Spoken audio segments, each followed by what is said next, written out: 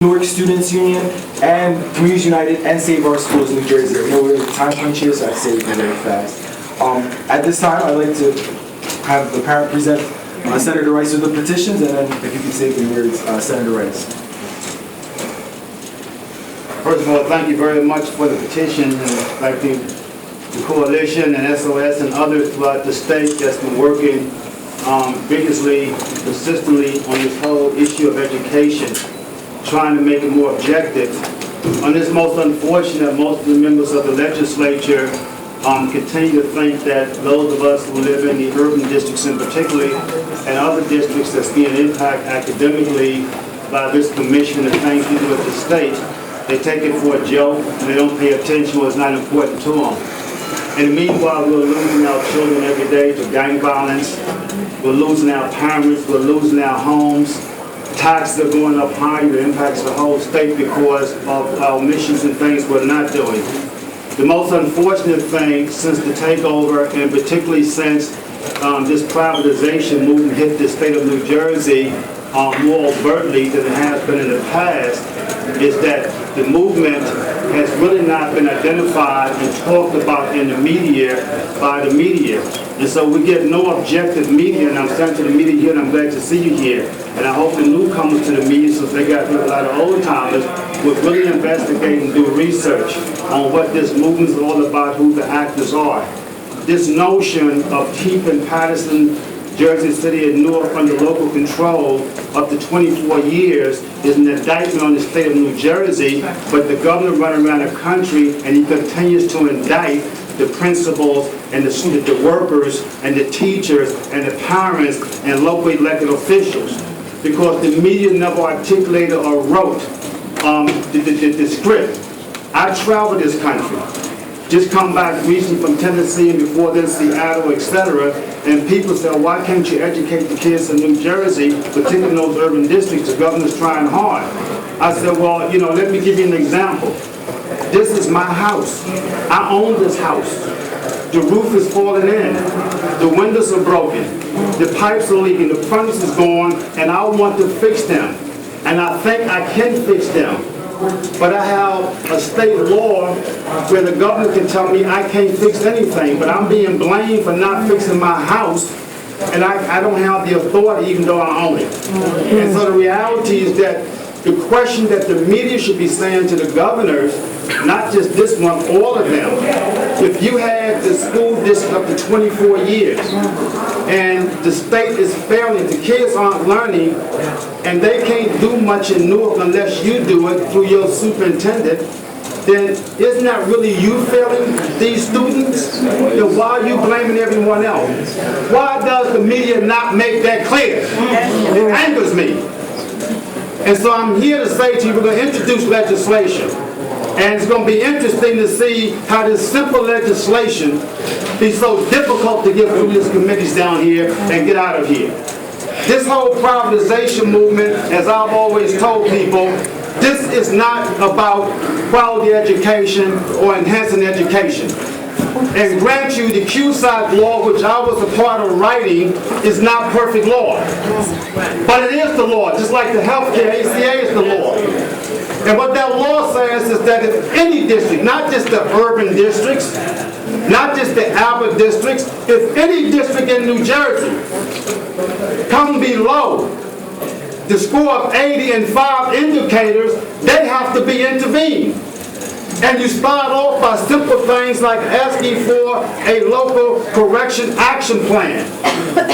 You tell me, if there are 600 school districts in New Jersey, why over 110 districts consistently every year in governance failed but has never been intervened? But a city like Newark played by the rules, which are not the greatest rules, and eventually came through it all and passed governance by over 80%, and the commissioner arbitrarily and capriciously came in and changed the score to 48%. But yet when you look at the test scores, Garfield been running governance at 11% for years.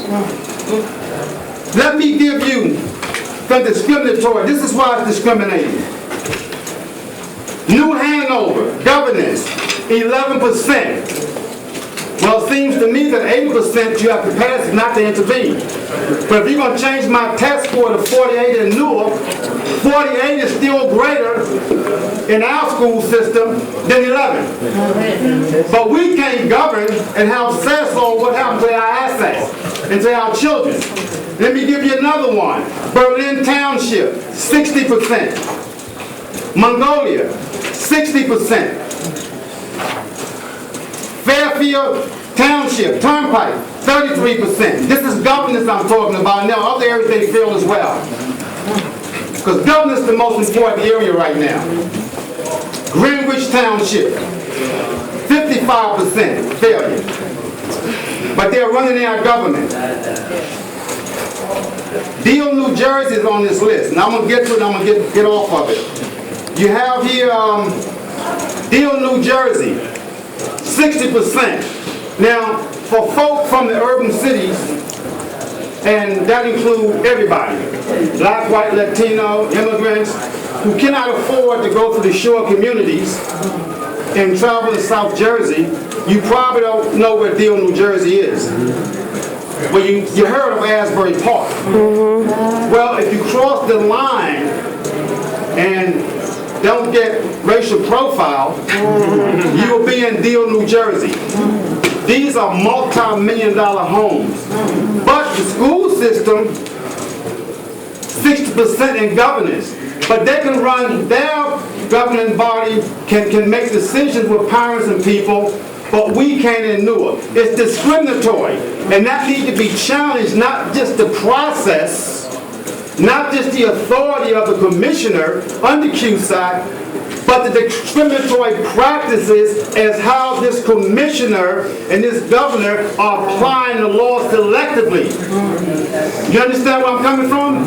And so it's also taxation without representation. When do people get that? We elect school board members in our district. What the voters are saying is that I'm paying $110 million from the local tax, property taxes, from government in Newark to the Board of Education, plus I'm paying state taxes that's coming back. And the reality is that I'm electing someone like Tony, the president, to represent me, but she goes in there, and under this commissioner, she does not represent me. Now he would argue she does, you elected. No, she does not. Because she can't speak on my behalf with authority. I speak with authority in the Senate, whether they pass my stuff or not. She has a voice down here. But we don't have a voice on the school board, and that's clearly to me taxation at that level of government without representation. And so it bothers me, and it's disenfranchisement of voters' rights. Because you're telling me to go vote, and my vote means nothing, because you'll disfranchise me indirectly by taking away the authority of my representative who I vote for to represent me. Word. And finally, I'm a former investigator, and I always tell the governor, I don't have time for the nonsense, the bully, the theatricals. I can smile and laugh with anyone, but people that know me in my district, and I represent a lot of cities over the last 28 years, they know I'm a no-nonsense guy. And I always tell folk, follow the money. And I'm telling you, there's something inherently wrong with what's going on in Newark, Patterson, Jersey City, and even Camden just was taken over. It is not about preparing these students or working with us. It's not about what QSAC says. I have to write QSAC. The word that we spend a lot of time on in QSAC, which is like the nucleus of that legislation, is the word capacity building. They're not building capacity. What in fact they're doing is telling the residents and the taxpayers that minorities and immigrants in our community and working and struggling people cannot educate our kids, when in fact they're taking our assets. And when I said taking the assets, let me tell you what that means. They call it education reformation. We're reforming the education system. In Newark, Patterson, and a lot of these cities throughout the country, the reforming of education is a buzzword. for stealing the public and taxpayers' assets to turn over to wealthy hedge fund people and private investors and private nonprofits, to publicize, to privatize education as well as healthcare and other areas and get government out of policy making on behalf of working people and those who have the least and the bust-up unions. And so at some point in time, there has to be a stop to all of this. And I'm very frightened about what may happen this summer because we're stretching the rubber band too far. It looks like it's going to bust. We've got to act now.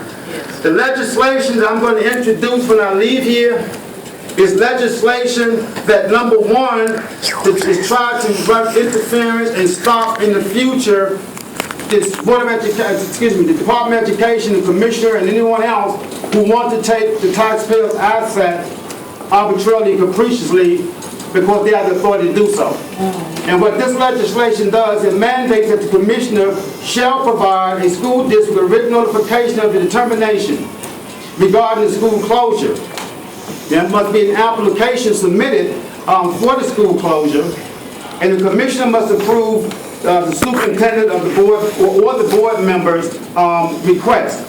The application on its face must ensure school closure is consistent with the district long-range plan to make certain that there is either sufficient capacity in the remaining public school buildings to house the district students for the succeeding 5 years at minimum, or that a feasibility study has demonstrated that the benefits of constructing a new school building are greater than the benefits of rehabilitating any school building that is proposed to be closed. The application and district must ensure that the school closure will not result in an increased use of temporary facilities. The application, the district must ensure that the reassignment of our students to other schools will not produce or sustain or contribute to any unlawful segregation of our student population on the basis of race, national origin, socioeconomic status, disability status, or English proficiency. And the application and the district must ensure that the reassignment of students to other schools will not lead to unreasonable burdens and transportation requirements for students. And this bill should take effect immediately once it's signed by the governor, etc. These are mandates. Some of the procedures are in place, some are not. But it also makes it very clear that a district superintendent, that is really the state superintendent, take over districts. They have to go to the board. They can call the board what they want. They can call it board, they can call it advisory, they can call it commissioners, but this district takeover superintendent will have to get the approval of that board, regardless of what it's called. That is important because the taxpayer should always have something to say, not only about the children, about the public assets. And that's important. So that's what we're going to introduce today. And I want to thank you once again for inviting me. There's a lot of work to be done. We can't give up this fight because I believe that in Newark public education elsewhere, there are criminal activities taking place. And I'm saying that's my feeling as it stands right now. Or there's at least a lot of conflicts of interest. That's my feeling as it stands right now. I'm a former investigator, so I have good reason to feel that way at this point in time. But if, in fact, I'll find out that I'm correct, then you're going to hear from me again.